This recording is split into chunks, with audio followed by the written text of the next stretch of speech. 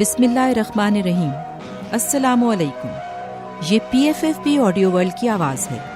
Novel سازش، لکھنے والے طارق اسماعیل ساگر۔ اس کو آپ کے لیے پڑھا محمد ابراہیم نے۔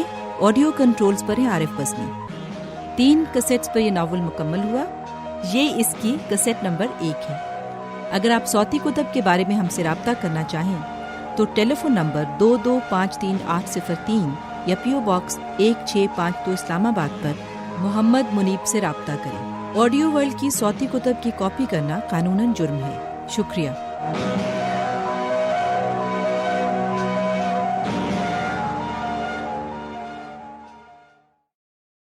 گھڑی کی سوئیاں رات کا 1 بجا رہی تھیں اور دور دور تک کسی ذی نفس کا نام و نشان دکھائی نہیں دے رہا تھا۔ گہری رات کا اسرار بڑھتا چلا جا رہا تھا۔ شام سے چلنے والی پروائی ہوا اچانک رک گئی تھی، جس سے جنگلی گھاس کی سرسراہٹ بھی تھم گئی تھی، اور جب کوئی جنگلی جانور گھاس کے اس طویل سلسلے میں بہت فاصلے سے بھی داخل ہوتا تو معمولی سی کھڑکھڑاہٹ پر وہ چوکس ہو جاتے۔ لیکن ابھی تک وہ نہیں آیا تھا جس کا انہیں انتظار تھا، جس کے لیے انہوں نے یہاں خصوصی ناکے لگا رکھے تھے۔ مخبر بڑے اعتماد کا آدمی تھا۔ اس بات کا سوال ہی نہیں اٹھتا تھا کہ اس نے غلط اطلاع دی ہو۔ اس سے پہلے موہن کی فراہم کردہ اطلاع کبھی غلط ثابت نہیں ہوئی تھی۔ اس مرتبہ موہنا غلطی تو نہیں کھا گیا؟ انسپکٹر چونی لال نے اپنے سکھ حوالدار بھگت سنگھ کے کان میں سرگوشی کی۔ سر، ایسا ممکن نہیں۔ BSF بارڈر سیکیورٹی فورسز کے پاس اس سے زیادہ قابل اعتماد مخبر اس علاقے میں اور کوئی نہیں ہے۔ بارڈر سیکیورٹی فورسز کے کمپنی ہیڈ کوارٹر میں تعینات انسپکٹر چونی لال اپنے ہمکاروں میں چونی قصائی کے نام سے جانا جاتا تھا۔ اس کے متعلق مشہور تھا کہ اس کی چھری کے نیچے آنے والا بکرا کبھی بچ کر نہیں جا سکتا۔ بھارت کی ہزاروں میل لمبی سرحد پر اس نے قریباً ہر بڑی جگہ ڈیوٹی دی تھی جہاں بھارت کی سرحدی فورس کا پایا جانا ممکن ہو سکتا تھا۔ چونی لال BSF میں سپاہی کے عہدے سے ترقی کرتے ہوئے انسپکٹر بنا تھا۔ جب سے پنجاب میں اسمگلروں نے زور پکڑا تھا، تب سے اس کی مستقل ڈیوٹی پنجاب کے ہی سرحدی علاقوں میں لگائی جا رہی تھی، اور گزشتہ 10 سال سے اس نے گنگا نگر سے جموں تک کی سرحد پر ہر حساس مقام پر پہرا دیا تھا۔ گزشتہ 3 سال سے اسے انسپکٹر کے عہدے پر ترقی دے کر BSF کی خصوصی چھاپہ مار ٹیم میں شامل کر لیا گیا تھا۔ اس ٹیم کی حیثیت BSF میں وہی تھی جو جرمن افواج میں گسٹاپو کی ہوا کرتی تھی۔ افسروں کا چہیتا ہونے کی وجہ سے کوئی بھی چونی لال کے منہ لگنا پسند نہیں کرتا تھا۔ سب جانتے تھے کہ وہ افسروں کا منہ چڑھا ہے اور اس کی بات کو افسران خامخواہ زیادہ اہمیت دیتے ہیں۔ چونی لال کسی بھی پوسٹ کے نزدیک ناکہ لگانے سے پہلے کبھی متعلقہ پوسٹ کو خبردار نہیں کرتا تھا، اور نہ ہی کسی کو اعتماد میں لینے کی ضرورت سمجھتا تھا۔ اس کا کہنا تھا کہ اگر اس نے متعلقہ پوسٹ ہی کی مدد سے ناکہ بندی کرنی ہے تو پھر خصوصی ناکہ لگانے کا تو مقصد ہی فوت ہو جانا تھا۔ یہ بات تھی بھی سچ۔ BSF میں لوگ جانتے تھے کہ بیشتر اسمگلر پوسٹ کمانڈروں کو ناکہ بھرنے کے بعد ہی اپنا مال ادھر سے ادھر یا ادھر سے ادھر لایا اور لے جایا کرتے تھے۔ اگر انہیں یہ خبر ہو جاتی کہ ان پر خصوصی نگرانی کے ساتھ ناکہ لگایا جا رہا ہے تو وہ اپنے 2 اسمگلروں کو صورتحال سے باخبر کر دیتے اور ناکے کا مقصد ہی فوت ہو جاتا۔ اس روز بھی جب چونی لال چھٹی کاٹ کر واپس ڈیوٹی پر آیا تو ڈپٹی کمانڈنٹ نے اسے فوراً رپورٹ کرنے کو کہا تھا۔ چونی لال کے لیے اس اچانک حکم کا مطلب واضح تھا۔ وہ جانتا تھا کہ اسے کوئی نئی مہم سونپی جا رہی ہے۔ دیکھو چونی لال، آج سے پہلے تم جاسوسوں اور اسمگلروں کو ہی پکڑتے آئے ہو، لیکن اس مرتبہ تمہیں بڑے خطرناک چور کو گرفتار کرنا ہے، ڈپٹی کمانڈنٹ نے کہا، اور چونی لال مسکرا دیا، کیونکہ یہ اس کے لیے کوئی ایسا کام نہیں تھا جسے وہ پہلے سے کوئی مختلف کام سمجھتا۔ سر، یہ تو معمول کی بات ہے، چور بھی انسان ہی ہوتے ہوں گے، اسمگلروں اور جاسوسوں سے زیادہ خطرناک تو ہونے سے رہیں۔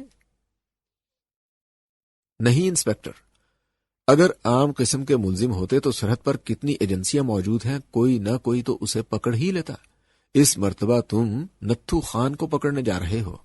کہنے کو تو وہ عام قسم کا اٹھائی گیرا ہے، لیکن گزشتہ 15 سال سے اس نے بھارتی علاقے میں موجود دیہات میں دہشت پھیلا رکھی ہے۔ بڑے مضبوط پہرے سے بھی وہ بڑی آسانی سے ڈھور ڈنگر کھول کر لے جاتا ہے اور کسی کو کانوں کان خبر نہیں ہوتی۔ اسے گرفتار کرنے کے لیے گزشتہ 5 سال سے تو کتنی کوششیں میں خود کر چکا ہوں، لیکن ہر دفعہ ناکامی کا منہ دیکھنا پڑا۔ چونی لال، یہ نتھو خان انسان نہیں، چھلاوا ہے، چھلاوا۔ خطرے کی بو میلوں دور سے سونگ کر یوں غائب ہوتا ہے جیسے اسے زمین نے نگل لیا ہو یا آسمان نے اچک لیا ہو۔ چونی لال اس کم وقت نتھو خان کی چوریوں سے تنگ آ کر 15-16 دیہات کے رہنے والوں کا ایک نمائندہ وفد دلی تک جا پہنچا ہے۔ ان لوگوں نے باقاعدہ شکایت کی ہے کہ اگر اس مصیبت سے ان کو چھٹکارا نہ دلایا گیا تو وہ اس پر زبردست احتجاجی تحریک شروع کر دیں گے۔ اس بات میں کوئی شک نہیں کہ تم ہماری فورس کے لیے سرمایہ افتخار ہو اور کئی ناممکن اور بظاہر انتہائی مشکل مہمیں تم نے سر کی ہیں، لیکن اس مرتبہ معاملہ مختلف ہے۔ میں تمہیں یہی نصیحت کروں گا کہ اپنی چوکسی میں کمی نہ آنے دینا اور مقامی پوسٹ والوں کو اعتماد میں لیے بغیر ہی کوئی کارروائی کرنا۔ میں نے کمپنی ہیڈ کوارٹر کو ہدایت کر دی ہے کہ تمہیں جتنی فورس کی ضرورت ہو تمہاری درخواست پر دے دی جائے، اور ہاں، انہیں بھی میں نے اندھیرے میں رکھا ہے اور یہ بتایا ہے کہ اس مرتبہ ناکہ بندی جاسوسوں کے ایک گروہ کے لیے کی جا رہی ہے۔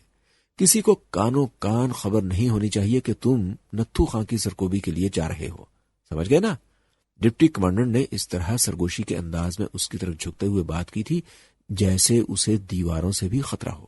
جس طرح کمپنی کمانڈنٹ نے انسپیکٹر چونی لال کی شکل میں اپنا خصوصی فورس کا دستہ بنا رکھا تھا، اسی طرح بی ایس ایف کی انٹیلیجنس نے بھی اس علاقے میں اپنے مخبروں کا خصوصی جال بچھا رکھا تھا۔ یہ مخبر مقامی پوسٹوں سے رابطہ نہیں رکھتے تھے اور کوئی بھی اہم اطلاع ملنے پر براہ راست مقامی کمانڈر سے رابطہ کرتے تھے۔ موہن سنگھ کا شمار بھی ایسے ہی مخبروں میں ہوتا تھا۔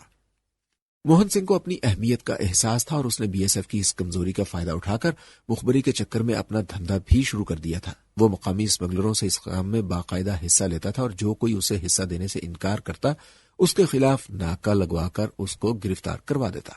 موہن کو ڈپٹی کمانڈنٹ نے بطور خاص یہ مہم سونپی تھی اور آج اس کی طرف سے فراہم کردہ اطلاع کی بنیاد پر اس نے انسپیکٹر چونی لال کی کمان میں اس علاقے میں ناکہ بندی کی ہوئی تھی۔ جس جگہ ان لوگوں نے ناکہ لگایا تھا وہاں سے قریباً 1 فرلانگ کی دوری پر زمین میں وہ خصوصی آلات دبا دیے گئے تھے جو بہت دور سے آنے والے قدموں کی چاپ کئی گنا بڑھا کر انہیں سنا سکتے تھے۔ یہ آلات حال ہی میں بی ایس ایف نے درآمد کیے تھے اور انہیں خاص مواقع پر ہی استعمال کیا جاتا تھا۔ ہوشیار انسپیکٹر چونی لال نے اپنے ہاتھ میں پکڑے واکی ٹاکی کے ذریعے اپنے جوانوں کو سگنل پاس کر دیا اور اس کے ساتھ ہی ایک خاص ترتیب سے پھیلائے گئے مورچوں میں چوکس ہو کر بیٹھ گئے۔ انسپیکٹر چونی لال نے اب اپنی آنکھوں سے وہ دوربین لگا لی تھی جس کے شیشے رات کے اندھیرے میں دن کی روشنی کی طرح منظر عیاں کرنے کی طاقت رکھتے تھے۔ اچانک ہی اگر وہ خود پر قابو نہ رکھتا تو اس کی ہنسی نکل جاتی، کیونکہ اب 2 ہیولے دوربین کے شیشوں کی مدد سے نمایاں ہونے لگے تھے۔ یہ دونوں ایک دوسرے کے تعاقب میں لیکن بڑی ہوشیاری کے ساتھ ایک دوسرے سے قریباً 15-20 فٹ کا فاصلہ درمیان میں رکھنے کے بعد بھارتی علاقے میں ان کی طرف بڑھ رہے تھے۔ دونوں نے عام سی رائفلیں اٹھا رکھی تھی۔ آگے چلنے والے نے اسٹین گن اور اس کے تعاقب میں آنے والے نے شاید کلاشنکوف تھام رکھی تھی۔ دونوں سیدھے انسپیکٹر چونی لال کے پھیلائے ہوئے جال کی طرف بڑھ رہے تھے۔ اچانک ہی چونی لال نے انہیں رکتے دیکھا۔ آگے چلنے والے نے رک کر اپنا بایاں ہاتھ بلند کیا تھا۔ یہ شاید کوئی اشارہ تھا جو اس نے اپنے تعاقب میں آنے والے کو دیا اور وہ اس طرح اچانک رکا تھا جیسے بجلی کے بٹن سے اسے چلایا جا رہا ہو۔ آگے چلنے والا اب زمین پر اکڑوں بیٹھا، شاید فضا میں خطرے کی بو سونگھنے میں کوشاں تھا یا پھر اپنے کانوں کی مدد سے کوئی آہٹ سننے کا منتظر تھا۔ اگلا لمحہ چونی لال کو چونکا دینے والا تھا جب آگے چلنے والے نے بیٹھے بیٹھے اپنے ساتھی کو دائیں ہاتھ میں پکڑی اسٹین گن لہرا کر خدا جانے کیا سگنل دیا۔ اس نے بجلی کی سی پھرتی سے اپنی کمر سے بندھے تھیلے میں ہاتھ ڈال کر شاید اس میں سے گرنیڈ نکال لیا تھا۔ چونی لال کو اب سمجھ آ گئی تھی کہ اس کے ڈپٹی کمانڈنٹ اتنے سیریس کیوں تھے۔ یہ تو انسان کم اور چھلاوے زیادہ دکھائی دے رہے تھے جنہوں نے اچانک ہی اپنا رخ بدل لیا تھا اور اب تربیت یافتہ فوجیوں کی طرح ایک دوسرے کی سمت اپنی پشت کر کے اچانک ہی دائیں ہاتھ گھوم رہے تھے۔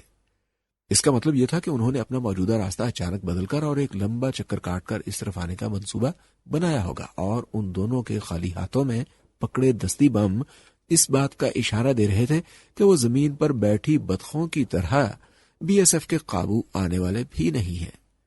انسپیکٹر چونی لال کے دل کی دھڑکن اچانک ہی اس وقت بڑھ گئی جب اس نے دیکھا کہ دونوں نے دائیں سمت چلتے چلتے اپنا رخ اچانک بدلا اور اب اس انداز میں بائیں طرف ایک دائرہ سا بنا کر گھومے تھے کہ اپنی دانست میں انہوں نے کم از کم 100-150 گز دور دور تک پھیلے ناکہ بندوں سے خود کو محفوظ کر لیا تھا۔ یہ بڑا اہم جنگی داؤ تھا جو انہوں نے کھیلا۔ دونوں کی پسپائی کا انداز تو یہ بتا رہا تھا جیسے وہ کسی انتہائی تربیت یافتہ فوج کے کمانڈو گروپ سے تعلق رکھتے ہیں اور کسی بھی قسم کی اچانک پیش آمدہ صورتحال سے نمٹنے کی انہوں نے خصوصی تربیت حاصل کر رکھی ہے۔ اگر وہ چند منٹ اور شش و پنج میں مبتلا رہتا تو دونوں بڑے اطمینان سے اس کی گرفت سے نکل جاتے۔ گو کہ انسپکٹر چونی لال کے طے شدہ پلان کے مطابق ابھی یہ لوگ اس مقام پر نہیں پہنچے تھے کہ وہ حملہ آور ہوتا، لیکن وہ اس طرح بے بسی سے اپنی شکست کا تماشا تو نہیں دیکھ سکتا تھا۔ موو، اس نے اچانک چلاتے ہوئے اپنے ساتھیوں کو ہدایت کی۔ Halt, halt. تمام مورچوں سے آوازیں بلند ہوئیں، لیکن دونوں نے ہتھیار پھینک کر ہاتھ کھڑے کرنے کے بجائے اپنے ہاتھوں میں پکڑے دستی بم ایک دوسرے کے مخالف سمت میں بلند ہوتی للکار کے تعاقب میں اس طرح پھینکے تھے کہ پہلے ہی حلے میں بی ایس ایف کے 2 جوان ٹھنڈے ہو گئے۔ ان بیچاروں کو ایک گولی بھی فائر کرنے کی مہلت نہیں ملی تھی۔ اس کے ساتھ ہی ان کے بازوؤں میں بجلیاں بھر گئیں۔ انہوں نے وقفے وقفے سے اس طرح دستی بم پھینکے تھے کہ انسپکٹر چونی لال اور اس کے ساتھی بکھلا کر رہ گئے۔ شاید ان کی زندگی میں پہلی مرتبہ یہ موقع آیا تھا کہ ان کے ہمراہی نشانہ باندھے بغیر اندھا دھند فائرنگ کر رہے تھے۔ انہیں سمجھ نہیں آ رہی تھی کہ دونوں گئے کس طرف ہیں اور وہ فائرنگ کس طرف کر رہے ہیں۔ انسپکٹر چونی لال نے دوربین گلے میں لٹکا لی تھی اور بھگت سنگھ کو اشارہ کر دیا تھا، جس نے اپنے ہاتھ میں پکڑی گن سے روشنی راؤنڈ فائر کرنا شروع کر دی ہے۔ اس طرح کم از کم وہ لوگ دونوں کی صحیح پوزیشن کا اندازہ تو کر لیتے، لیکن انہیں تو جیسے زمین نگل گئی تھی یا پھر آسمان نے اچک لیا تھا، کیونکہ فضا تو دن کی طرح روشن ہو گئی تھی، لیکن وہاں سوائے گھاس کے چاروں طرف پھیلے جنگل کے اور کچھ دکھائی نہیں دے رہا تھا۔ انسپکٹر چونی لال کو زندگی میں پہلی مرتبہ اس نوعیت کی بے بسی کا احساس ہوا تھا۔ اسے سمجھ نہیں آ رہی تھی کہ اس کا مقابلہ واقعی انسانوں سے تھا یا جنوں سے۔ اپنے 20 جوانوں کے خصوصی دستے کے ساتھ وہ سر جھکائے مقامی پوسٹ کی طرف جا رہا تھا۔ پوسٹ کمانڈر نے اس کی ایک جھلک دیکھتے ہی اندازہ کر لیا تھا کہ اس مرتبہ چونی لال کو ہزیمت اٹھانا پڑی ہے۔ اس کے دل میں خوشی کے لڈو پھوٹنے لگے تھے۔ یہی حال پکڑ پر موجود باقی جوانوں کا تھا۔ انہوں نے طویل مدت کے بعد پہلی مرتبہ چونی لال کو ناکام لوٹتے دیکھا تھا۔ کیا بات ہے انسپکٹر صاحب، آپ اور خالی ہاتھ؟ پکڑ کمانڈر لکھی رام نے طنزیہ انداز سے کہا۔ لکھی رام، کبھی کبھی ایسا بھی ہو جاتا ہے، خصوصاً جب گھر کے بھیدی لنکا ڈھانے پر تل جائیں تو یہی صورتحال پیش آیا کرتی ہے۔ انسپکٹر چونی لال نے کہا۔ میں دوسری بات کہوں گا مہاراج، برا مت مانیے گا، کبھی کبھی گھر کے لوگوں کو بھی گھر کے بھید میں شامل کر لینا ہی بہتر ہوتا ہے، اس طرح اپنی طاقت بڑھ جاتی ہے۔ لکھی رام بھی پرلے درجے کا شاطر تھا۔ انسپکٹر چونی لال نے اس کی بات کا کوئی جواب نہ دیا اور پکڑ کمانڈر سے ملحقہ کمرے میں چلا گیا۔ اس کے 2 جوان مارے گئے تھے اور دشمن کا کوئی نقصان نہیں ہوا تھا۔ یہ پچھتاوا اس کی جان کو آ گیا تھا۔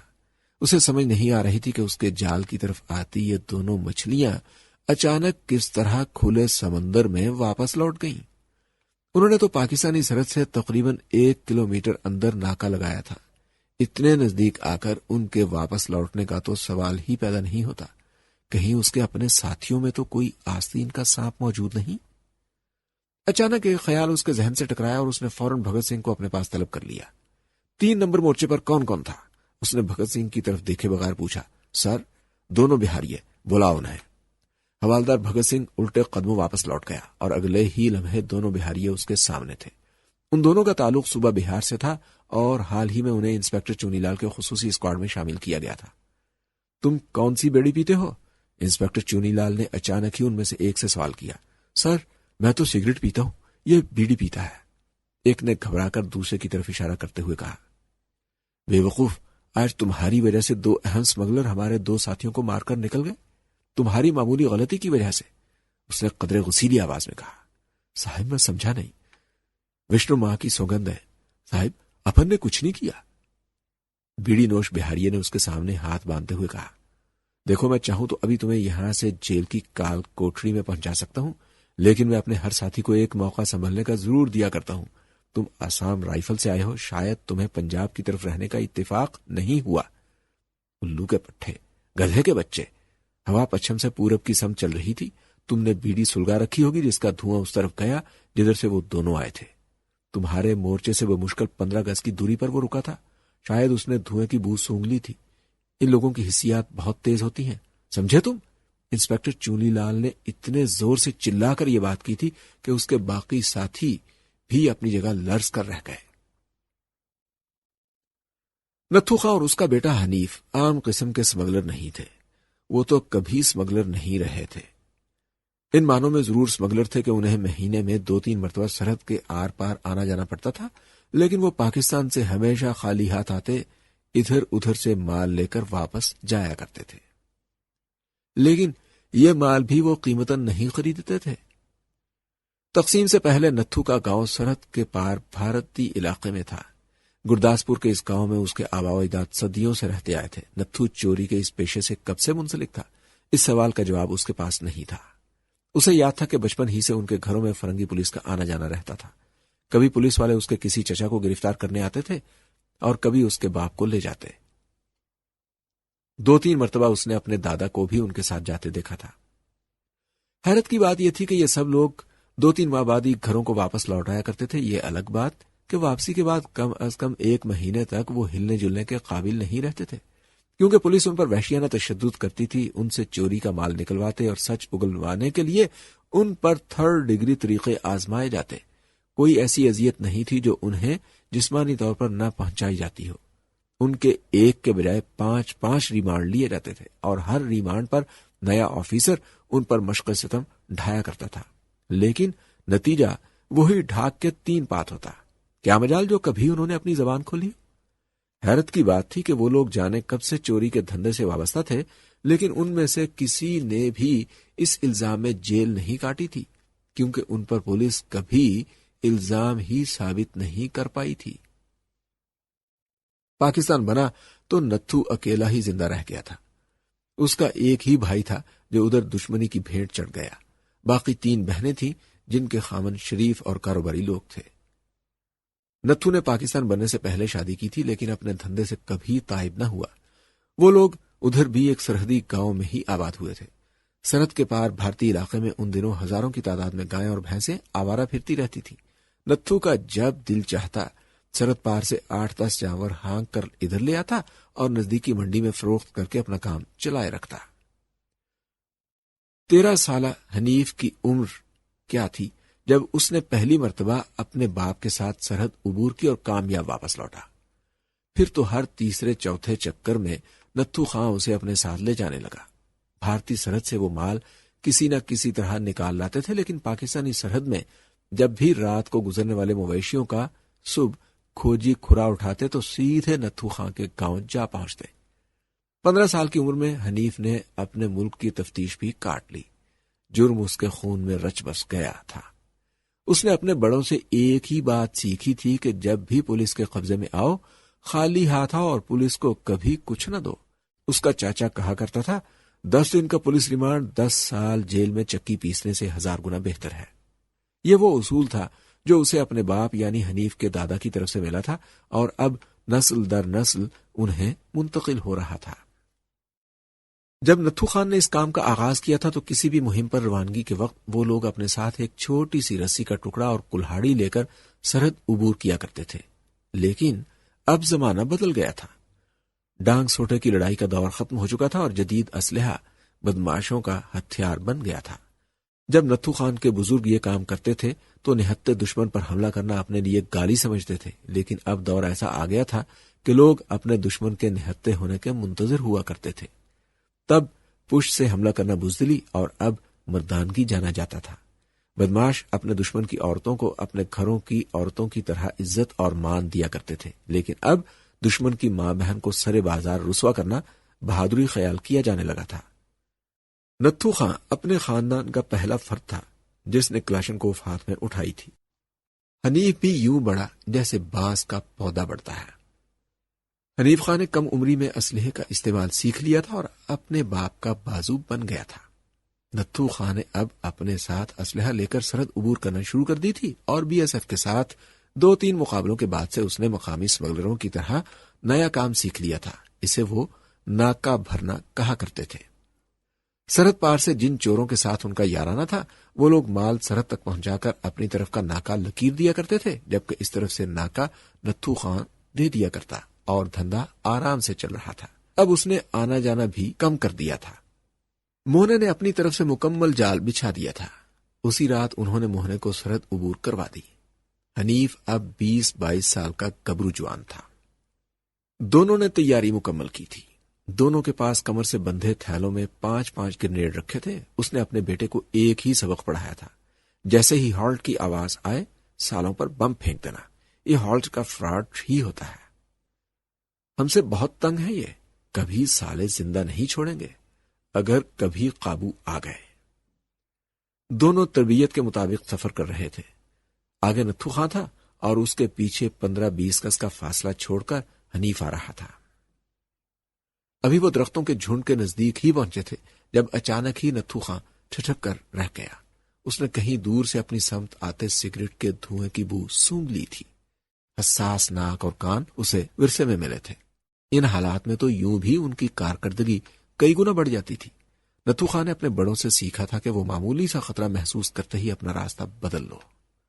گو کے دھوئیں کی بدبو اسے ایک لمحے کے لیے محسوس ہوئی تھی، لیکن اس نے دوسرے ہی لمحے اپنا راستہ تبدیل کرنے کا فیصلہ کر لیا۔ ابھی وہ چند قدم ہی چل پائے تھے جب اچانک ہالٹ ہالٹ کی آوازیں بلند ہوئیں، جس کے ساتھ ہی دونوں باپ بیٹے نے پہلے سے احتیاطاً ہاتھوں میں پکڑے دستی بموں کے پن نکال کر آوازوں کی سمت اچھال دیے، اور اس عمل کو تب تک دہراتے رہے جب تک ان کے پاس بموں کا ذخیرہ ختم نہیں ہو گیا۔ اندھیرا، بموں کے دھماکے اور اڑنے والی دھول نے انہیں چند سیکنڈ کی مہلت دلا دی، اور یہ مہلت ان کے کام آئی۔ نتھو خان کے تعاقب میں حنیف بھی لنگور کسی پھرتی سے نزدیکی درخت پر چڑھتا چلا گیا۔ جب انسپکٹر چونی لال کے حکم پر بھگت سنگھ نے روشنی راؤنڈ پھینکنے شروع کیے تو دونوں نے اپنے جسموں کو درخت کے گھنے پتوں اور ٹہنیوں میں اس طرح چھپا لیا تھا کہ وہ درخت ہی کا حصہ دکھائی دینے لگے تھے۔ دونوں نے بڑے اطمینان سے بی ایس ایف کی بھاگ دوڑ دیکھی تھی اور مکمل سکون ہونے پر ہی درخت سے نیچے اترے تھے۔ اب کوئی اس بات کا تصور بھی نہیں کر سکتا تھا کہ دونوں دوبارہ یہیں سے گزریں گے، جبکہ نتھو خان کوئی اور ہی فیصلہ کر چکا تھا۔ موہن سنگھ کی غداری نے اس کا دماغ خراب کر دیا تھا۔ نتھو خان موہنے کو سزا دینے پر تلا ہوا تھا۔ اس نے غدار کو معاف کرنا تو سیکھا ہی نہیں تھا۔ حنیف، تو واپس چلا جا۔ لیکن کیوں چاچا؟ دیکھ بچے، ہر بات میں ضد نہیں کرتے۔ تو کیا چاہے گا کہ میری نسل ہی ختم ہو جائے؟ میں موہنے کو معاف نہیں کر سکتا۔ اگر میں مارا گیا تو میرا بدلہ ضرور لینا۔ ان سالوں نے کیا سمجھ رکھا ہے نتھو خان کو؟ کیا یاد کریں گے یہ بھی؟ حنیف نے آج پہلی مرتبہ اپنے باپ کو اس موڈ میں دیکھا تھا۔ نتھو خان غصے کی آگ میں جل رہا تھا۔ اگلے 1 گھنٹے بعد وہ اپنے دیرینہ ساتھی مکھے سانسی کے گھر موجود تھا۔ مکھا اسے اچانک اپنے ہاں دیکھ کر حیران رہ گیا۔ نتھو، تو اس طرح اچانک؟ تجھے میرے آنے کی خبر نہیں تھی کیا؟ نتھو خان نے حیران و پریشان مکھے سانسی کی بات کاٹتے ہوئے کہا، یار تیرا گھر ہے جب جی چاہے آ، لیکن آج تو اس طرف نہ ہی آتا تو بہتر تھا۔ آج تو بہت گولی چلی ہے، بڑی فائرنگ ہوئی ہے۔ مکھے، یہ فائرنگ مجھ پر ہوئی تھی، بس یوں جان لے کہ ابھی کچھ دن کی زندگی باقی ہے جو بچ گیا، اور یہ سارا کیا دھرا تیرے اس رشتہ دار موہنے کا ہے۔ نتھو خان نے کہا۔ موہن سنگھ کا؟ وہ تو سیکیورٹی والوں کا پرانا ٹاؤٹ ہے، وہ سالہ تیرے پاس کہاں پہنچ گیا؟ نتھو خان نے اندازہ کر لیا تھا کہ مکھے کو کسی بات کی خبر نہیں اور موہن سنگھ نے اسے بھی دھوکہ دیا۔ اس نے مکھے سانسی کو ساری کہانی سنا دی۔ نتھو خان، جی کھوٹا نہ کر، یہ حساب ابھی برابر ہو جائے تو بہتر ہے، ورنہ صبح تک وہ ہماری پہنچ سے باہر ہو جائے گا۔ اٹھ میرے ساتھ چل۔ مکھا سانسی بھی یاروں کا یار تھا۔ اس کا اور نتھو خان کا 30 برس کا یارانہ تھا۔ وہ اس دوستی کو داؤ پر نہیں لگا سکتا تھا۔ موہنا اسی گاؤں کا رہائشی تھا اور گاؤں کے باہر اپنی حویلی میں گہری نیند کے مزے لے رہا تھا جب موت کے دونوں فرشتے اس کے سرہانے جا کھڑے ہوئے۔ انہوں نے حویلی کے اس کمرے کا جس میں موہنا سو رہا تھا دروازہ ایک ہی جھٹکے سے توڑ ڈالا۔ حنیف خان اس کی واحد اولاد تھی۔ 2 بیٹیاں یک بعد دیگرے پیدا ہو کر مر گئی تھیں، جن کے بعد ڈاکٹر نے اسے سختی سے کہہ دیا تھا کہ اگر وہ اپنی بیوی کو بھی اپنی بیٹیوں کے پاس نہیں پہنچانا چاہتا تو آئندہ ساری زندگی اس کے بطن سے اولاد کی خواہش نہ کرے۔ سغرا اس کی بیوی ہی نہیں، دکھ سکھ کی پرانی ساتھی تھی، اس کے چچا کی بیٹی تھی۔ دونوں نے بچپن سے جوانی تک کا وقت بھی اکٹھے ہی گزارا تھا۔ جرائم کی اس دنیا میں رہتے ہوئے بھی وہ ابھی اتنا بے حس نہیں ہوا تھا کہ سغرا سے متعلق اس کے احساسات کو موت ہی آ جاتی۔ واقعی اس کے لیے حنیف کی زندگی بہت قیمتی تھی۔ اگر حنیف کو کچھ ہو گیا تو سغرا مر جائے گی، پھر اس کی زندگی کا مقصد ہی کہیں باقی رہ جائے گا۔ اس نے سوچا اور گردن جھکا لی۔ نتھو خان کو مکھے سانسی نے جو بات کہہ دی تھی اس نے ایک مرتبہ تو نتھو کو ہلا کر رکھ دیا۔ اس روز زندگی میں پہلی مرتبہ نتھو نے سنجیدگی سے سوچا کہ واقعی اس کے پاس حنیف کے علاوہ اور کیا ہے۔ یہ تو خود غرضی کی انتہا ہوتی اگر وہ حنیف کو بھی اپنے ساتھ کسی سرحدی مقابلے میں مروا دیتا، پھر زندگی کی گاڑی کو کس طرح گھسیٹے۔ اس نے تو اپنے بڑوں سے زندگی میں جینے کا یہی ایک طریقہ سیکھا تھا۔ یہ تو سغرا کی عقل مندی تھی کہ اس نے گاؤں کی خاصی زمین خرید کر اپنے بیٹے کے نام لگا دی تھی تاکہ مستقبل میں اسے معاشی مشکلات کا سامنا نہ کرنا پڑے، وگرنہ تو یہ ممکن ہی نہیں تھا کہ ان کے پاس کچھ جمع بھی رہتا، کیونکہ نتھو خان نے جو کمایا، جس طرح کمایا، اسے اڑا بھی دیا۔ اس روز پہلی مرتبہ اس نے ریاست علی کی پیشکش پر غور کیا تھا۔ ریاست علی ان کے علاقے کا ایم پی اے اور نزدیکی دیہات کا رہنے والا تھا۔ اس نے دوسرے عیاش سیاستدانوں کی طرح اپنی کوٹھی تو شہر کی ماڈرن آبادی میں بنا رکھی تھی، لیکن اپنا حلقہ انتخاب نہیں بدلا تھا۔ ریاست علی کے آباء و اجداد نسل در نسل حکمرانوں کی غلامی کرتے آئے تھے۔ ریاست علی کے پردادا نے انگریزوں کے لیے خدمات انجام دیتے ہوئے اپنی جان کا نذرانہ بھی پیش کر دیا تھا۔ وہ انگریزوں کا ٹاؤٹ تھا اور اس علاقے میں سرگرم عمل تحریک آزادی کے مجاہدوں کی جاسوسی کیا کرتا تھا۔ اپنی انہی خدمات کے عوض وہ مزارے سے مالک کی حیثیت اختیار کر چکا تھا۔ ایک دن علاقے کا انگریز ڈپٹی کمشنر وہاں آیا اور اس نے ریاست علی کے دادا کو گھوڑی پر چڑھ کر اسے بھگاتے رہنے کی تلقین کی، اور چند گھنٹوں کے اندر وہ لوگ سینکڑوں ایکڑ اراضی کے مالک بنا دیے گئے۔ اراضی کے حقیقی مالکوں کو ان کے مزارے بن کر باقی زندگی گزارنے پر مجبور ہونا پڑا۔ ریاست علی کے دادا کے ہاتھ اتنی بڑی جاگیر کیا لگی، اس کے تو خون کا خمیر ہی بدل گیا، اور لوگ حیران رہ گئے کہ اب سرکار دربار میں اس کے نام کے ساتھ شاہ کا لاحقہ بھی استعمال ہونے لگا۔ بندو اس کا نام تھا، جو اب بندے علی شاہ میں تبدیل ہو گیا تھا۔ اس نے اپنی جاگیر پر بسنے والوں کو سختی سے اس بات کا پابند کر دیا تھا کہ اسے شاہ صاحب کہہ کر پکارا جائے۔ اگر کسی نے اس کا شجرہ جاننے کی کوشش کی تو بندے علی شاہ نے اسے تھانے بھجوا دیا۔ انگریز نے برصغیر سے جانے کا فیصلہ کیا تو قیام پاکستان سے بمشکل چند ماہ پہلے ریاست علی شاہ کے والد نے مسلم لیگ میں شمولیت اختیار کر لی۔ اس کے انگریز آقا اسے ایسے ایسے سیاسی داو پیچ سکھا گئے تھے کہ جن سے اس زمانے کے سیدھے سادے مسلمانوں کی آشنائی نہیں تھی۔ شاہ صاحب نے وہ سارے سیاسی ہتھ کنڈے استعمال کیے اور دیکھتے ہی دیکھتے گاؤں کی سطح سے اٹھ کر تحصیل اور پھر ضلع کی سطح کے لیڈر بن گئے۔ بڑے اور چھوٹے چوروں نے مل کر مقامی عوام کا استحصال شروع کیا، اور یہ رسم پاکستان بننے کے بعد زیادہ زور و شور سے جاری رکھی۔ ریاست علی شاہ کا باپ جب تک زندہ رہا علاقے میں ایم پی اے، ایم این اے، کونسلر، چیئرمین وغیرہ وغیرہ کے عہدوں پر فائز ہو کر حکومت کے مزے لوٹتا رہا۔ 17-18 سال کی عمر سے اس نے ریاست علی کو بھی اپنے ساتھ لگا لیا تھا، اور عہدوں کی بندربانٹ باپ اور بیٹوں کے درمیان ہی رہتی تھی۔ اس علاقے کے تمام بڑے عہدوں پر شاہ خاندان ہی قابض رہتا۔ جن لوگوں نے قیام پاکستان کے لیے اپنی جانوں کے نذرانے پیش کیے تھے، اپنی لاکھوں کی جائیدادوں سے ہاتھ دھوئے تھے، وہ بے بس یہ تماشا دیکھتے رہتے۔ کبھی کبھی کوئی زبان اگر ان کے خلاف زہر اگل دیتی تو اپنی مکارانہ سیاست کے بلبوتے پر یہ لوگ بولنے والے کا منہ دولت کے زور سے بند کر دیتے۔ اگر دولت کام نہ آتی تو ڈنڈا کام آ جاتا، اور ان کے اکثر مخالفین حادثاتی موت کا شکار ہو جاتے۔ اصل میں یہ سب شاہ فیملی کا شکار ہوتے تھے۔ ان کے مخالفین ان کے خلاف طوفان کھڑا کرتے، تھانے کے چہریوں میں مقدمات چلتے، نتیجہ وہی ڈھاک کے 3 بات۔ آخر میں یہی ثابت ہوتا کہ مرنے والا اتفاقی یا حادثاتی موت سے دوچار ہوا ہے، کسی نے اسے نہیں مارا۔ ریاست علی شاہ کا باپ اور باقی خاندان کسی ایک پارٹی سے کبھی وابستہ نہیں رہے۔ ان کی پارٹی سرکاری پارٹی ہوتی تھی۔ جو پارٹی برسر اقتدار ہوتی، یہ لوگ اس کے نمکخوار اور عہدیدار ہوتے تھے۔ جیسے ہی اقتدار سے رخصتی ہوتی، یہ بھی اس سے رخصت مانگ لیتے۔ بڑے شاہ صاحب کو بھی اپنے بزرگوں کی طرح ہر شرعی عیب لگا ہوا تھا۔ بڑے شاہ صاحب کی عمر 70 سال ہونے کو آ رہی تھی، لیکن ابھی تک وہ جنسی بے راہ روی سے نہیں ہٹے تھے۔ انہوں نے اپنے جسم کو قائم دائم رکھنے کے لیے اپنے بڑوں کی طرح کشتہ جات کا استعمال بھی شروع کر دیا تھا۔ یہی ایک ذریعہ تھا جس سے وہ اپنی جنسی حس کو تسکین پہنچا سکتے تھے۔ شاہ صاحب نے دوسرے ضلع کے ایک گاؤں سے ایک سنیاسی کو اس کی شہرت سن کر طلب کیا تھا اور اسے اپنے ہاں مہمان رکھ کر اس سے چاندی کا کشتہ تیار کروا رہے تھے۔ سنیاسی نے اپنی دانست میں تو کوئی غلطی نہیں کی تھی اور ہر دفعہ محنت سے چاندی کو آنچ دی۔ کبھی کوئی آنچ کم یا زیادہ رہ گئی ہوگی، شاید اسی کے سبب کشتہ چاندی کشتہ زہر میں تبدیل ہو گیا۔ شاہ صاحب نے پہلی خوراک خالص مکھن کے ساتھ کیا لی، ان کا تو کلیجہ ہی کٹ گیا۔ شاہ صاحب نے اس حویلی میں اسی حالت میں دم توڑا کہ ان کے جسم سے بدبو کے بھبوکے اٹھ رہے تھے۔ وہ بستر پر لیٹے لیٹے کپڑے گندے کرتے رہتے تھے۔ باپ کی موروثی گدی پر بیٹے کا حق ہی بنتا تھا۔ ریاست علی شاہ یونین کونسل کا چیئرمین تھا اور بڑے شاہ صاحب ایم پی اے تھے۔ اب ان کی موت پر جو گدی خالی ہوئی تھی اس پر ضمنی الیکشن ہونے والے تھے۔ یہ ضمنی الیکشن بھی معمول کی کارروائی ہوتے۔ ریاست شاہ جانتا تھا کہ اس علاقے میں آئندہ 1000 سال تک بھی اگر الیکشن ہوتے رہے تو اس کے خاندان سے ایم پی اے، ایم این اے اور چیئرمین شپ کوئی نہیں چھین سکتا۔ والد کی موت کی رسومات سے فارغ ہوتے ہی ریاست شاہ نے پہلا کام یہی کیا کہ اپنی دونوں ماؤں سے جن سے کوئی اولاد پیدا نہیں ہوئی تھی ان کے حصے کی جائیداد اپنے نام لکھوا لی۔ اس سے خطرہ تھا کہ کہیں دوسرے بھائی یہ کام اس سے پہلے نہ کر لیں۔ پھر الیکشن کی تیاریوں میں جٹ گیا۔ اس روز جب نذیر موچی نے آ کر بتایا، شاہ جی پلوال والے سردار بھی الیکشن کی تیاری کر رہے ہیں، ایک لمحے کے لیے تو اسے اپنی قوت سماعت پر یقین ہی نہیں آ رہا تھا۔ اسے زبردست ذہنی دھچکا لگا۔ سالے سکھوں کی اولاد ہم سے متھا لگائیں گے؟ اس نے نفرت سے ہونٹ سکوڑے۔ اوے نذیرے ذرا خبردار رہنا، سمجھے؟ ہمیں ایک ایک پل کی رپورٹ چاہیے، پتہ لگا ان کے پیچھے کون ہے۔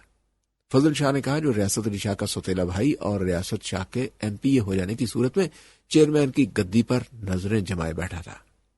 بھائی جان میرا ایک مشورہ ہے، اس نے نذیر موچی کی روانگی کے بعد علیحدگی میں ریاست شاہ سے کہا۔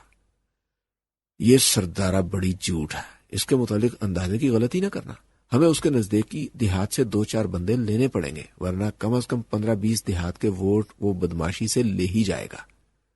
تمہارے خیال سے کون آدمی وہاں ایسا ہے جسے ہم سردارے کے مقابلے پر لا سکتے ہیں؟ ریاست شاہ نے اس کی بات کی تہ میں اترنے کے بعد پوچھا۔ نتھو خان، فضل شاہ کے منہ سے بے ساختہ نکلا۔ نتھو چور؟ شاہ جی تمہاری عقل کو کیا ہو گیا؟ بھائی صاحب میری نظر اس سے زیادہ اس کے بیٹے حنیفے پر ہے، 3-4 تفتیشیں کاٹ چکا ہے وہ، اور کیا مجال جو پولیس کو پلہ پکڑایا ہو۔ جانتے ہو کوئی پولیس والا اس کے گاؤں کی طرف منہ نہیں کرتا۔ شاہ جی سردارے نے اگر ہم سے پہلے اسے ہاتھ میں لے لیا تو لینے کے دینے پڑ جائیں گے۔ فضل شاہ کی آخری بات نے ریاست شاہ کے دماغ کے سارے تار جھنجھنا کر رکھ دیے تھے۔ فضل شاہ تم آج ہی اس سے رابطہ کرو، آج ہی فوراً، اس نے بے چینی سے کہا۔ فضل شاہ نے نذیر موچی کے ذریعے ہی نتھو خان کو ملاقات کا پیغام بھیجا تھا۔ نتھو خان پہلے تو حیران ہوا کہ ان لوگوں کو اس سے کیا کام آن پڑا۔ اوئے کوئی چکر تو نہیں ہے؟ سچ سچ بتانا۔ نتھو خان تیرے ساتھ کوئی چکر کر کے اس علاقے میں زندہ رہ سکتا ہے؟ خدا کی قسم میں صرف شاہ صاحب کا پیغام لے کر آیا ہوں، انہوں نے تمہارے ساتھ ملاقات کی خواہش ظاہر کی ہے، اس نے کھکیاتے ہوئے کہا۔ ٹھیک ہے، شاہ صاحب سے کہہ دینا کہ وہ ملاقات کے لیے ہمارے یہاں تشریف لے آئے، ہمیں تو ان سے کوئی کام نہیں، کنواں تو پیاسے کے پاس چل کر نہیں جایا کرتا، حنیف نے کہا۔ نذیر موچی نے اندازہ لگا لیا تھا کہ یہ لڑکا اپنے باپ کی بھی پر کاٹے گا، یوں بھی اسے فضل شاہ نے بطور خاص ہدایت کی تھی کہ نتھو خان کو ہاتھ سے نہیں جانے دینا، خواہ اس کی کچھ بھی قیمت ادا کرنی پڑے۔ تھوڑی دیر بعد وہ نتھو خان کے جواب سمیت فضل شاہ کے قریب کھڑا تھا۔ دماغ خراب ہے سالے کا، فضل شاہ سیخ پا گیا۔ شاہ جی ہوشیاری سے سوچ سمجھ کر، یاد رکھیں اگر ریاست شاہ صاحب الیکشن ہار گئے تو آپ قیامت تک چیئرمین یونین کونسل نہیں بن پائیں گے، میری بات سمجھ رہے ہیں نا آپ؟ اور یوں بھی شاہ جی مطلب کے لیے گدھے کو باپ بنا لینے میں کیا حرج ہے؟ نذیر موچی تھا تو کمی کمین، لیکن فضل شاہ کی بڑی کمزوری بن چکا تھا۔ وہ ایک ہی وقت میں دونوں کو اندھیرے میں رکھ کر اپنا الو سیدھا رکھتا تھا۔ دونوں کو عورتیں فراہم کرنا اس کا دھندا تھا۔ دونوں بھائی جانتے تھے کہ نذیر موچی بردہ فروش ہے۔ اس نے نزدیک دور کے دیہات سے کئی عورتوں کو ورغلا کر اغوا کیا اور پھر انہیں بازار حسن کی زینت بنا ڈالا، لیکن دونوں کسی نہ کسی طرح اس کام میں اس کے حصے دار تھے۔ نذیر موچی بھی ان کا پشت در پشت خادم تھا اور اس خاندان کی ہر کمزور رگ پر اس نے ہاتھ رکھا ہوا تھا۔ اگلے روز جب دوپہر کے وقت فضل شاہ اپنے 6-7 باڈی گارڈز کے ساتھ جیپ پر بیٹھا نتھو خان کے گاؤں کی طرف جا رہا تھا تو اس کے دماغ میں رہ کر نذیر موچی کی یہ بات گونج رہی تھی کہ اگر ریاست شاہ الیکشن ہار گیا تو وہ قیامت تک یونین کونسل کا چیئرمین نہیں بن سکے گا۔ نتھو خان اپنے بیٹے کے ساتھ اپنی حویلی پر فضل شاہ کا منتظر تھا۔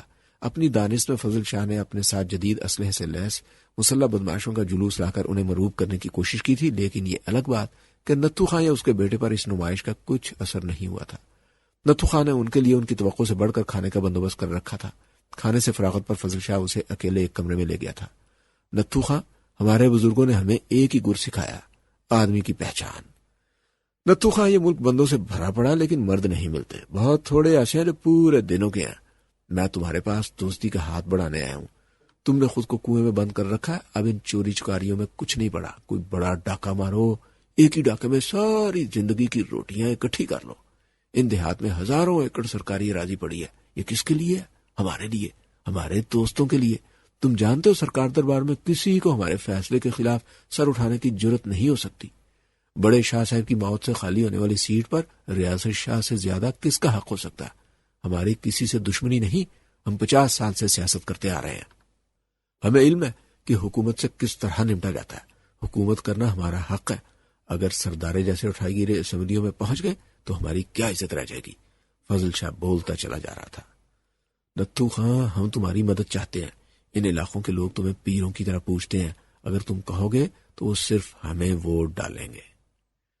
شاہ جی، میں آپ کا شکر گزار ہوں، لیکن ہم لوگ سیاست کو کیا سمجھیں گے؟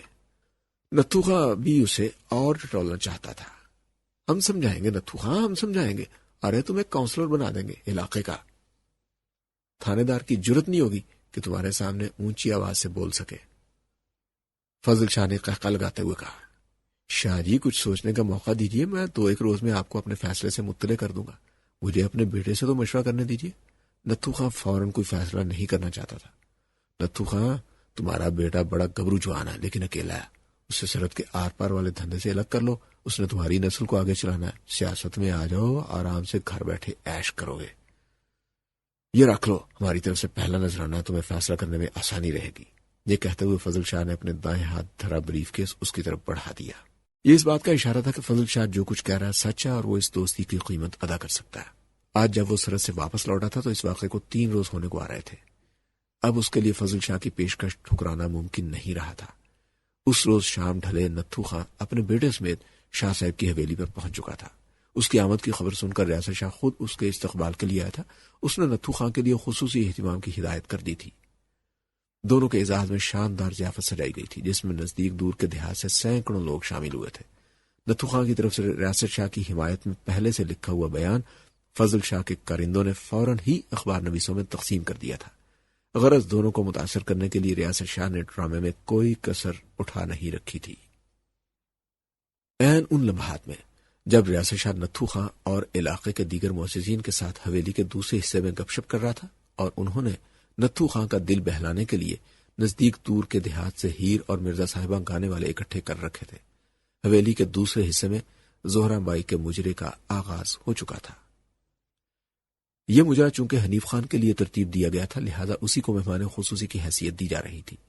زہرا بائی کے ایک ایک بل پر نوٹوں کی بارش ہو رہی تھی۔ حنیف خان کے 14 طبق روشن ہو گئے تھے۔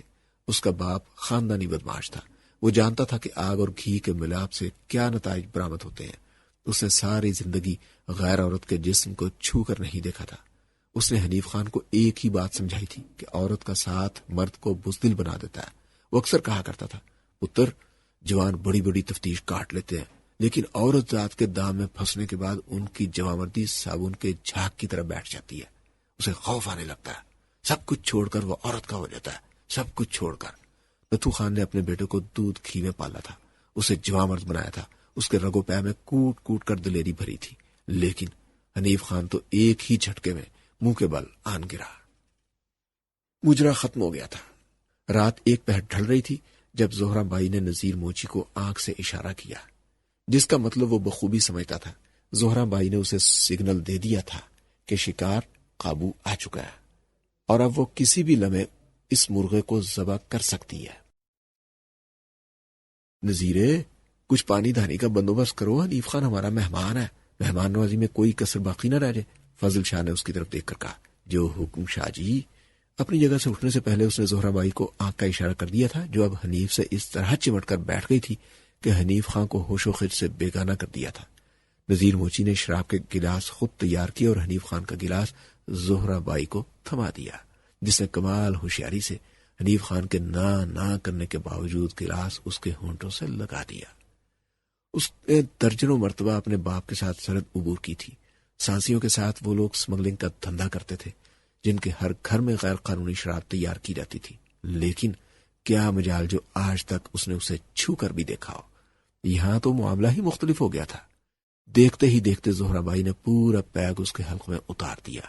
جس نے رہی صحیح کسر پوری کر کے جلدی پر تیل کا کام کیا۔ حنیف خان کو اپنے وجود میں خون کی جگہ سرور و انبساط کی لہریں دوڑتی ہوئی دکھائی دینے لگی تھی۔ اس کے بعد کیا ہوا، حنیف خان کو کچھ سمجھ نہ آ سکی۔ وہ خود دنیا و مافیہ سے بے خبر عیش و نشاط کے ایسے ایسے جہانوں کی سیر پر نکل گیا تھا جن کا تصور اس نے جیتے جی کبھی نہیں کیا تھا۔ زہرہ بائی نے فضل شاہ کا حق نمک ضرور سے زیادہ ہی ادا کر دیا تھا۔ اسے بھی مدتوں بعد حنیف خان جیسا جوان مرد میسر آیا تھا۔ اس نے جی بھر کے تسکین حاصل کی اور دیر قے تک حنیف خان کو سرور و انبساط کے پنگوڑے میں ڈالے رکھا۔ حنیف خان کو ہوش آیا تو اسے احساس ہوا کہ رات عالم مدہوشی میں اس نے وہ کچھ کر دیا جس سے اس کے باپ نے ساری زندگی اسے رو کے رکھا۔ حنیف خان کو احساس تھا کہ جس گناہ کا ارتکاب اس سے ہو گیا ہے، اگر اس کی بھنک بھی اس کے باپ کے کانوں تک پہنچ گئی تو وہ اسے گولی مار کر خودکشی کر لے گا۔ لیکن دوسری طرف اسے اپنا بدن پھول کی طرح ہلکا پھلکا دکھائی دینے لگا تھا۔ وہ خود کو ابھی تک فضا میں تیرتا محسوس کر رہا تھا۔ کمرے کے ایک کونے میں زہرہ بائی صوفے پر ٹیک لگائے بیٹھی تھی۔ اسے اٹھتے دیکھ کر وہ حنیف خان کے نزدیک آ کر بیٹھ گئی۔ اسے اب طوائف سے محبت سی ہونے لگی تھی۔ زہرہ بھی عنایت بائی کی بیٹی تھی۔ اس کے پاس حنیف خان کو دینے کے لیے بہت کچھ تھا۔ اس نے پہلی ہی رات حنیف خان کو جکڑ لیا تھا اور مستقبل میں اس جکڑ کو مستقل کر کے وہ فضل شاہ کی کمزوری بھی بن سکتی تھی۔ اگر ایسا ہو جاتا تو یہ اس کے لیے بہت بڑی کامیابی ہوتی۔ حسن کے مضبوط پنجرے میں باندھ کر وہ اسے جب چاہتی اپنی مرضی سے چوری کھلا کر اپنی مرضی کی بولی بولنے پر مجبور کر سکتی تھی۔ زہرہ بائی شہر واپس لوٹ گئی۔ حنیف خان اپنے باپ کے ساتھ اپنے گاؤں چلایا۔ اس نے اپنے باپ کو رات کے واقعات کی ہوا بھی نہیں لگنے دی تھی، لیکن اس کا دل چاہتا تھا کہ ابھی اڑ کر زہرہ بائی کے پاس پہنچ جائے اور اپنی آتش شوق کو بجھائے۔ لیکن یہاں معاملات کی نوعیت ہی کچھ اور تھی۔ ریاست شاہ نے خطی رقم نتھو خان کو بطور ایڈوانس دے کر اسے اپنا پابند کر لیا تھا، اور نتھو خان نے اپنی برادری کے لوگوں کو سمجھا دیا تھا کہ اس مرتبہ اس نے الیکشن میں ریاست شاہ کا ساتھ دینے کا وعدہ کر لیا ہے۔ اس کی برادری میں نتھو خان کو پیروں والی حیثیت حاصل تھی۔ یہاں کس کی مجال تھی کہ اس کے حکم کی سرتابی کرتا۔ نتھو خان اگلے روز مزید حیران رہ گیا جب مقامی تھانے دار اسے گھوڑی پر سوار اپنی حویلی کی طرف آتا دکھائی دیا۔ سناؤ تھانے دار جی، کس طرح ادھر بھول پڑے؟ نتھو خان نے اس کی شکل پر نظر پڑتے ہی کہا۔ نتھو خان، اب ہمارے اور تیرے درمیان کوئی دوسری بات نہیں رہ گئی۔ شاہ صاحب کا خاص حکم ہے کہ تیرا خیال رکھا جائے۔ ہم تیرے تابع دار ہیں نتھو خان۔ تھانے دار نے ڈیرے پر بچھی چارپائی پر بے تکلفی سے بیٹھتے ہوئے کہا۔ نتھو خان سمجھ گیا کہ فضل شاہ نے تھانے دار کو پکا کر دیا۔ اس نے تھانے دار کے لیے دودھ منگوا لیا تھا اور اب دونوں راز و نیاز کی باتوں میں مشغول تھے۔ تھانے دار اس سے اس طرح کھل رہا تھا جیسے جرائم کی دنیا میں اس کا کوئی دیرینہ ساتھی رہا ہو۔ اس نے تھوڑی دیر بعد ہی مطلب کی بات پر آتے ہوئے سرگوشی کے انداز میں نتھو خان سے کہنا شروع کیا۔ نتھو خان، قدرت نے تجھے بڑا سنہری موقع دیا ہے۔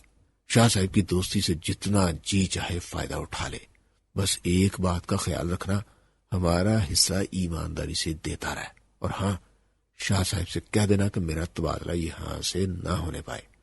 جب تک میں اس تھانے کا انچارج ہوں تو اس تھانے کی حدود میں آنے والے تمام دیہات کا انچارج رہوں گا۔ نتھو کبھی حیرانگی سے اس کا منہ دیکھنے لگتا اور کبھی تشویش میں مبتلا ہو جاتا۔ اس نے دراصل آج تک مجرم ہی دیکھے تھے۔ اس کا واسطہ اپنے جیسے لوگوں ہی سے رہا تھا جو جرم کرتے تھے اور سزا پاتے تھے۔ ان لوگوں سے خیر کی توقع اب تھی، لیکن یہاں تو گنگا ہی الٹی بہ رہی تھی۔ یہاں تو قانون کے محافظ اسے نئے نئے راستے سجھا رہے تھے۔ چودھری صاحب، آپ بے فکر ہو جائیں، آپ کے وارے نیارے ہو جائیں گے۔ یہاں کے بعد پھر پولیس نوکری کی نوبت ہی نہیں آئے گی۔ اگر آپ کا تعاون رہا تو 3-4 ماہ میں ساری زندگی کی روٹیاں اکٹھی کروا دوں گا۔ جواب میں تھانے دار اس کے زانوں پر ہاتھ مار کر قہقہ لگا کر ہنس دیا۔ جانے سے پہلے اس نے نتھو خان سے بڑی رازداری سے کہا، نتھو خان، شاہ صاحب کو باہر صورت کامیاب ہونا چاہیے۔ ایک بات یاد رکھنا، سرکار دربار میں کسی کی عزت تب تک قائم رہتی ہے جب تک اس کا تعلق اس دربار سے بندھا رہے، ورنہ تو یہ لوگ چھچوڑی ہوئی ہڈی کی طرح اسے پرے پھینک دیتے ہیں۔ شاہ اگر MP نہ بنا تو پھر ہمارا بھی رام بولو ہو جائے گا۔ یہ پلوال والے سردار بھی سالے ایک نمبر کے بدمعاش ہیں، بس سیاست میں فضل شاہ سے مار کھا جاتے ہیں۔ میں سمجھتا ہوں چودھری صاحب، میں جانتا ہوں سرکار کو۔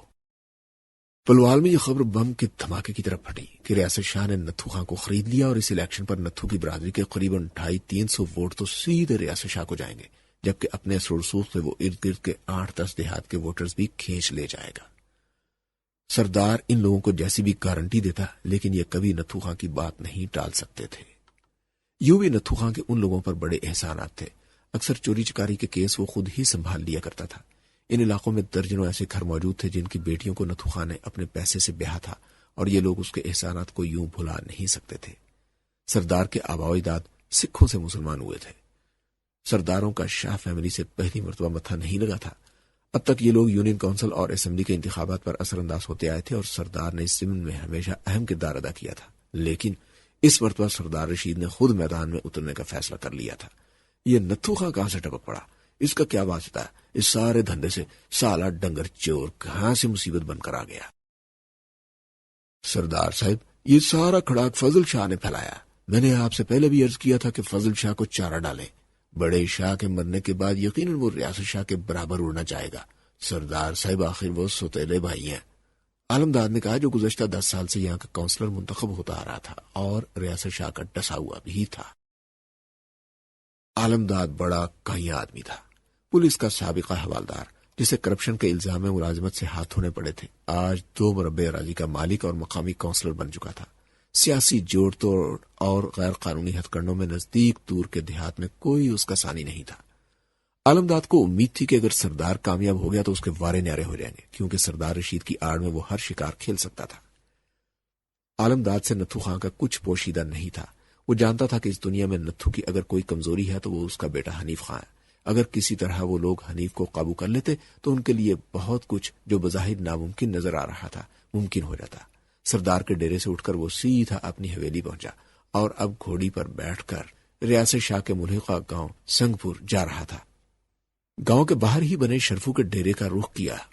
شرفو ڈیرے ہی پر موجود تھا۔ عالمداد کو گھوڑی پر آتے دیکھ کر اس کی باچھیں کھل اٹھیں۔ آؤ آؤ حوالدار جی، السلام علیکم، آج تو کیڑی کے گھر نارائن آ گئے۔ عالمداد نے گھوڑی سے اتر کر اس سے گرم جوشی سے مصافحہ کرتے ہوئے کہا، یہ کیا خبریں مل رہی ہیں؟ کیا جادو ڈال دیا فضل شاہ نے نتھو خان پر؟ عالمداد نے کہا، کیا بات ہے حوالدار صاحب، ارادے نیک دکھائی نہیں دیتے۔ شرفو، مجھے کل تک علم ہونا چاہیے کہ نتھو خان کو کن شرائط پر ریاست شاہ نے اپنے جال میں پھنسایا۔ تم یہ سمجھنا کہ یہ زندگی موت والا معاملہ ہے۔ اگر ریاست شاہ MP بن گیا تو اپنی چھٹی سمجھو۔ زمین کی آمدن پر نہ تم گزارا کر سکتے ہو نہ ہی میں۔ حوالدار صاحب، کل کیوں، آج ہی کیوں نہیں؟ نذیر موچی نے حنیف خان کو فضل شاہ کے حکم پر بڑا پکا ہاتھ ڈالا۔ حوالدار صاحب، اب تو یہ سمجھو کہ اگر نتھو خان ریاست شاہ کو چھوڑ دے تو بھی حنیف خان اسے نہیں چھوڑے گا۔ انہوں نے حنیف خان کی دکھتی رگ پر ہاتھ رکھ دیا۔ وہ کیسے ہوئے؟ شہر کی مشہور طوائف زہرا بائی کے ذریعے۔ اچھا، تو یہ بات ہے۔ عالمداد کو سب کچھ سمجھ آ رہا تھا۔ ٹھیک ہے، تم یہی سمجھنا ہماری ملاقات نہیں ہوئی، عالمداد نے اٹھتے ہوئے کہا۔ اپنے گاؤں کی طرف جاتے ہوئے اس نے دل میں ایک منصوبہ طے کر لیا تھا۔ اس منصوبے پر عمل کرنے سے وہ کم از کم فضل شاہ اور حنیف خان کے درمیان کچھ تفریق پیدا کرنے میں کامیاب ہو جاتا، اور یہی اس کا منشا تھا۔ ایسا ہی معاہدین الدین کی عنایت بائی کے یہاں آمد کسی دھماکے سے کم نہیں تھی۔ عنایت بائی اس کمرے میں داخل ہوئی جہاں اس کی آمد سے پہلے ہی نوکر نے معاہدین الدین کے سامنے بوتل اور پھلوں والی ٹوکری رکھ دی تھی، اور اب اس کے لیے کولڈ لیف سگریٹ کی ڈبیا لینے جا رہا تھا۔ سلام چودھری صاحب، اس نے کمرے میں داخل ہوتے ہی معاہدین الدین کو فرشی سلام کیا۔ کیسی ہو عنایت بائی؟ مولا کا شکر ہے حضور، عنایت نے خاص طائفانہ انداز سے جواب دیا۔ بھئی، اب تو تمہاری بڑی بڑی فرمائشیں آنے لگی ہیں، اب تو ہمیں بھی تم سے ڈر لگنے لگا۔ خدا جانے تمہاری لڑکی نے کیا جادو چلا رکھا۔ معاہدین نے اس کی طرف دیکھ کر آنکھ دبائی۔ حضور، باندھی ہے آپ کی؟ عنایت بائی، تم جانتی ہو میں ذرا وکری ٹائپ کا بندہ ہوں، میں یہ عورتوں والے دھندے میں نہیں پڑتا، لیکن اپنے ایک سجن کی فرمائش پر تمہارے پاس آنے پر مجبور ہو گیا ہوں۔ تم جانتی ہو پلوال والے سرداروں کو؟ بس اپنی خوش قسمتی جانو کہ سرداروں کو تمہاری بیٹی کا گانا پسند آ گیا، اور انہوں نے اگلے ہفتے تمہاری بیٹی کا مجرا رکھ لیا ہے۔ سردار صاحب کے بیٹے کی منگنی ہے، تمہارا منہ موتیوں سے بھر دیں گے۔ معاہدین نے کہا، لیکن سرکار، لیکن کچھ نہیں، بھرائی مایا کو ٹھکرایا نہیں جاتا، یہ لو پکڑو ایڈوانس۔ یہ کہتے ہوئے معاہدین نے اپنی واسکٹ کی جیب سے نوٹوں کا بنڈل نکال کر اس کی طرف بڑھا دیا۔ عنایت بائی نے آنکھوں میں جانچ لیا تھا کہ یہ کم از کم 20,000 روپے ہیں۔ اپنی آئندہ زندگی میں وہ اتنے بڑے ایڈوانس کا تصور بھی نہیں کر سکتی تھی۔ عنایت بائی کی رال ٹپک پڑی تھی۔ بس چودھری صاحب، ذرا دل کو دھڑکا سا لگا ہے، کہیں ریاست شاہ ناراض نہ ہو جائے۔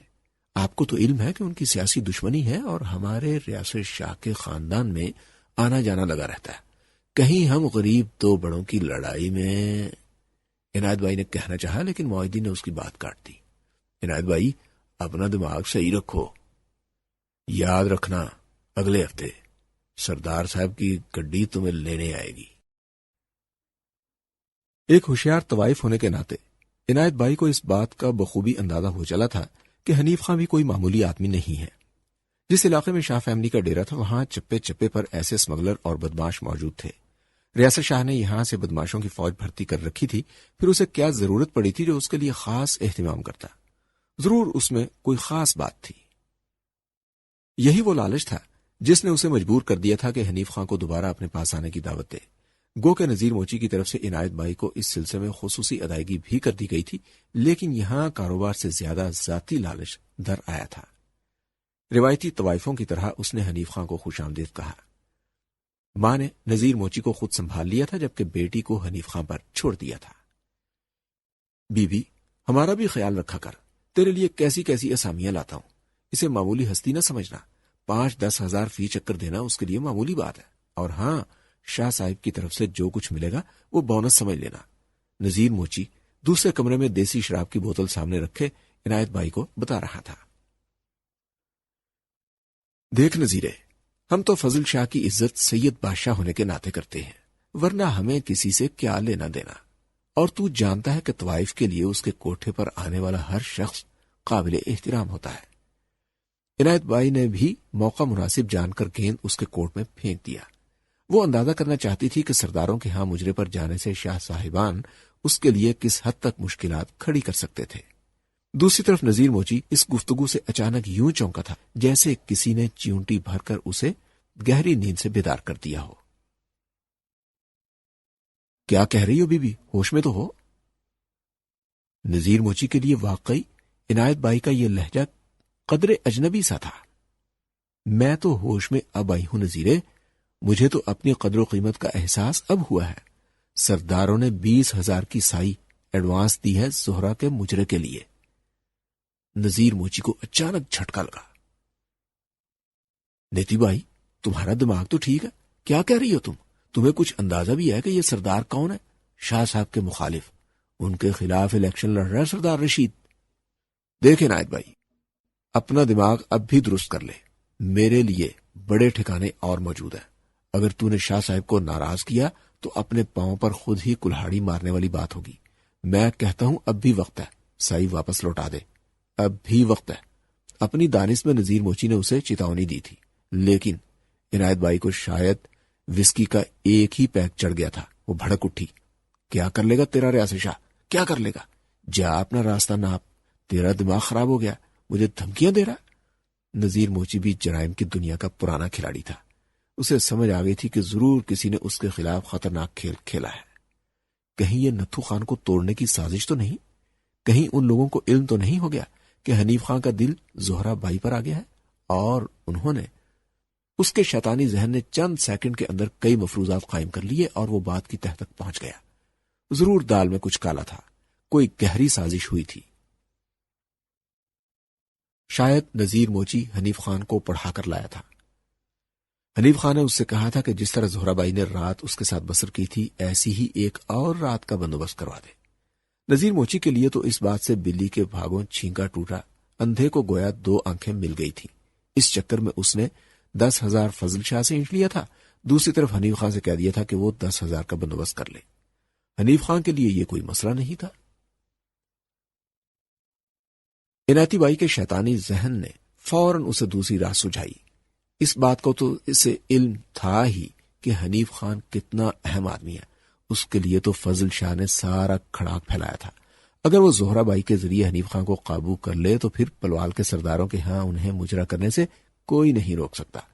ضرور اس کی بیٹی یہ کارنامہ انجام دے سکتی تھی، کیونکہ اس وقت حنیف خان پکے ہوئے پھل کی طرح ان کی ہوس کی ٹوکری میں آن گرا تھا۔ کھانے سے پہلے زہرا نے اپنی روایت کے مطابق اسے شراب بھی پلا دی تھی۔ اب حنیف خان اس کی مکمل گرفت میں تھا۔ رات گئے تک اس نے حنیف خان کو ہوس کا جھولا جھلایا اور اس پر مدہوشی سی طاری کر دی۔ یہی مناسب وقت تھا اپنی بات کہہ دینے کا، جس کی ہدایت اسے اپنی بیوی کی طرف سے ملی تھی۔ میں اگلے ہفتے تمہارے علاقے میں مجرا کرنے آ رہی ہوں، تم ضرور آنا، اس نے حنیف خان کے گلے میں باہیں حائل کرتے ہوئے کہا۔ کہ ہاں، حنیف خان پر شباب اور شراب کا ایک اٹھا نشہ طاری تھا۔ پلوال میں بھئی اس علاقے کا کوئی بڑا آدمی ایسا نہیں جو تمہاری زورا بائی کا مجرا کروانا اپنی عزت نہ سمجھتا ہو۔ اس نے بظاہر بڑی سادگی لیکن دراصل بڑی چالاکی سے اپنی بات کہہ دی۔ تم نے ضرور آنا حنیف خان، اگر تم نہ آیا تو میں بھی وہاں نہیں ناچوں گی، میری بات سمجھ گئے نا؟ بس مجھے کچھ نہیں پتا، نہ مجھے کچھ الٹی سیدھی بات بتانا، اپنی دوستی دشمنی اپنے پاس رکھو، تمہیں اپنی زورا کے لیے ضرور وہاں آنا ہے، ضرور آنا ہے۔ ہوشیار طوائف زادی نے بڑی چالاکی سے حنیف خان کی بات کاٹ کر اسے مخمسے میں مبتلا کر دیا۔ اس کے ساتھ ہی وہ حنیف کے حواس پر چھا گئی۔ روانگی سے پہلے عنایت بی بی نے حنیف خان کی بلائیں ضرور سے زیادہ ہی لے لی تھی اور اس کا اچھا خاصا دماغ خراب کر دیا تھا۔ سردار مرید کی علاقے کے 3-4 معززین کے ساتھ آمد نتھو خان کے لیے اس لیے چنبے کی بات تھی کہ سرداروں کو یہ علم ہو چکا تھا کہ نتھو خان نے فضل شاہ سے ہاتھ ملا لیا ہے اور اگلے انتخابات میں وہ ضرور ریاست شاہ کی حمایت کرے گا۔ اپنے ڈیرے پر نتھو خان اور حنیف خان دونوں نے مہمانوں کا استقبال کیا۔ ایک دوسرے کا حال احوال دریافت کرنے کے بعد گفتگو کا آغاز عالم داد نے ہی کیا، کیونکہ وہی ایک ایسا ماسٹر مائنڈ ان لوگوں میں موجود تھا جس نے سارا منصوبہ بنایا تھا۔ نتھو خان، اس علاقے کے سارے مکین آپس میں بھائی بھائی ہیں۔ تمہیں علم ہوگا کہ سردار رشید کے بڑے بیٹے کی منگنی ہو رہی ہے۔ ہم سردار صاحب کی طرف سے ان کے بیٹے کی منگنی میں شرکت کی دعوت لے کر آئے ہیں، کیونکہ اپنی برادری کے تم ہی سردار ہو، اس لیے سردار صاحب کی بھی اور ہماری بھی خواہش ہوگی کہ تم اپنی برادری کے ساتھ اس خوشی کے موقع پر ضرور شرکت کرو۔ عالمداد بھائی، مجھے آنے میں کیا اعتراض ہوتا؟ ہماری کوئی سردار صاحب سے دشمنی تو ہے نہیں، لیکن تم جانتے ہو کہ میں نے اگلے الیکشن میں ریاست شاہ کی مدد کی حامی بھر لی ہے اور سردار رشید اس کے خلاف الیکشن لڑ رہا ہے۔ اس طرح خام خواہ کوئی غلط فہمی پیدا نہ ہو جائے، کیونکہ ہم زبان کے بندے ہیں اور آج تک ہم نے اس علاقے میں صرف عزت ہی کمائی ہے۔ دیکھو نتھو خان، ہم بھی برادری والے لوگ ہیں۔ ہمارے علاقے میں کون سی ایسی شادی ہوئی ہے جس میں نزدیک کے دیہاتوں کے لوگ شریک نہ ہوئے ہو؟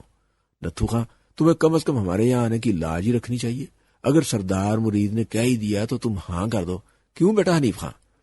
اس مرتبہ نشانہ تاک کر نمبردار رنگلی نے تیر چلایا اور عین نشانے پر لگا۔ ہاں ابا، میرے خیال سے اس میں کوئی اعتراض والی بات تو ہے نہیں۔ حنیف خان کے تو دل و دماغ پر زہرا بائی سوار تھی، اس کے لیے تو جیسے اندھے کو اچانک دونوں آنکھیں مل گئی تھی۔ اگر ان لوگوں کی طرف سے دعوت نہ ملتی تو نہ جانے اسے پلوال جانے کے لیے کیا کیا سوانگ بھرنا پڑتا۔ نتھو خان کو تو اس کی بات نے ہلا کر رکھ دیا اور عالمداد کی گھنی مونچھوں کے نیچے مسکراہٹ چھپائے نہیں چھپتی تھی۔ حنیف خان ابھی بچہ رنگلی، تم نہیں سمجھتے، اب حالات پہلے والے نہیں رہے۔ میں ریاست شاہ کو زبان دے چکا ہوں، اگر الیکشن کے بعد یہ تقریب ہوتی تو مجھے کوئی اعتراض نہیں تھا۔ نتھو خان نے قدر تلخی سے کہا۔ دیکھو نتھو خان، ہمارے آنے کی شرم رکھو، ہم 4 بندے آ ہی گئے ہیں تو ہمیں اب ذلیل نہ کرو۔ عالمداد نے پھر وار کیا۔ ہاں ابا، چاچا ٹھیک کہتا ہے، تمہیں آخر اس میں کیا برائی نظر آتی ہے؟ اس مرتبہ پھر حنیف خان نے مداخلت کی۔ چپ کر جاؤ، زبان بند کر اپنی۔ تو کہاں سے اتنا سیانا ہو گیا کہ برے بھلے کی تمیز کر سکے؟ تو کیا مجھ سے زیادہ عقل مند ہے؟ نتھو خان نے اپنے بیٹے کو ڈانٹ دیا۔ یہی عالمداد چاہتا تھا۔ نتھو خان، بس کر جا بھائی، ہم چلے جاتے ہیں، ہمیں اپنی بے عزتی گوارا ہے، لیکن خدا نہ کرے ہماری وجہ سے باپ بیٹے کے درمیان کوئی تلخی ہو۔ عالمداد نے بڑی مکاری سے اگلا حملہ کیا۔ اچھا نتھو خان، جیسے تیری مرضی بھائی۔ چاچا، میں سمجھا لوں گا ابا کو، تم لوگ مطمئن ہو کر جاؤ، ہم ضرور آئیں گے۔ باڑ میں جائے ایسی سیاست اور الیکشن، دیکھا جائے گا جب وہ وقت آئے گا، ہم آئیں گے ضرور۔ حنیف خان نے اچانک ہی کہا اور نتھو خان بھونچ کر رہ گیا۔ جیتا رہا بیٹا، اللہ تجھے لمبی عمر دے، ہمارے یار نے تو یاری کی شرم نہ رکھی، تو نے ہماری لاج رکھ لی۔ وہ نتھو خان کی مزید کوئی بات سنے بغیر اس سے اس طرح مسافہ کر رہے تھے جیسے یہ بات اس کے بیٹے کے بجائے نتھو خان کے منہ سے نکلی ہو، اور نتھو خان حوانقوں کی طرح کبھی ان کا اور کبھی اپنے بیٹے کا چہرہ دیکھنے لگا، جو باری باری ان سب سے بغلگیر ہو کر انہیں رخصت کر رہا تھا۔ ریاست شاہ کے اعصاب پر یہ خبر بم کے دھماکے کی طرح پھٹی تھی۔ उस 2 टके की कंजरी की ये हिम्मत कि हमारे दुश्मनों के डेरे पर जाकर नाच गाना करे, मैं देखूंगा ये कैसे होता है, उसने गुस्से से खौलते हुए कहा। फजल शाह और नजीर मोची उसके पास ही बैठे थे और नजीर मोची ने उन दोनों के सामने शहर के सारे वाकयात बयान कर दिए थे। कुछ भी हो फजल शाह, अव्वल तो उनका नाच गाना ही पुलवाल में न होने देना। अगर ऐसा हुआ भी तो नत्थू खान वहां न जाने पाए। तुम नहीं जानते उस सरदार के बच्चे को, उसके बुजुर्ग जरूर सिख रहे होंगे, लेकिन वो बनिए से ज्यादा मुक्कार है। देख लेंगे भाईजान, आप बेफिक्र हो जाएं, उनका मुकाबला भी रियासत शाह और फजल शाह से है। देखूंगा मैं कि ये सब कैसे होता है। फजल शाह ने अपनी मूंछों पर उल्टा हाथ फेरते हुए कहा। शाह जी, आप मुतमईन हो जाएं, जब तक आपका ये गुलाम मौजूद है कोई चाल आपके खिलाफ कामयाब नहीं होने देगा। नजीर मोची ने चमचागिरी का मुजाहरा किया। ज्यादा टर न किया करो, 2 कौड़ी का काम नहीं करता। अगर तू इस काबिल होता तो ये नौबत ही क्यों आने देता। रियासत शाह ने कमरे से निकलते हुए उसे लताड़ा। अब वहां फजल शाह और नजीर मोची रह गए थे। नजीर, एक बात याद रखना, जिस रोज सरदार रशीद इलेक्शन जीत गया अगले दिन वो सारी फाइलें खुल जाएंगी जो हमने पुलिस को कहकर दबा रखी हैं। और तू जानता है कि लड़की के अगवा का केस कितना खतरनाक होता है। तूने पुलिस के 2 जूते नहीं खाने और ये भी बक देगा कि तूने उसे कहां ले जाकर फरोख्त किया था। साजिश तारिक इस्माइल सागर। इसके साथ ही कैसेट नंबर 1 अपने इख्तिताम को पहुंची। बकिया नावल सुनने के लिए कैसेट नंबर 2 लगा लीजिए। अगर बोलती किताबों के बारे में हमसे राबिता करना चाहें तो टेलीफोन नंबर 2253-803 या पीओ बॉक्स नंबर 1652 इस्लामाबाद पर साइमा अम्मार से राबिता करें। शुक्रिया।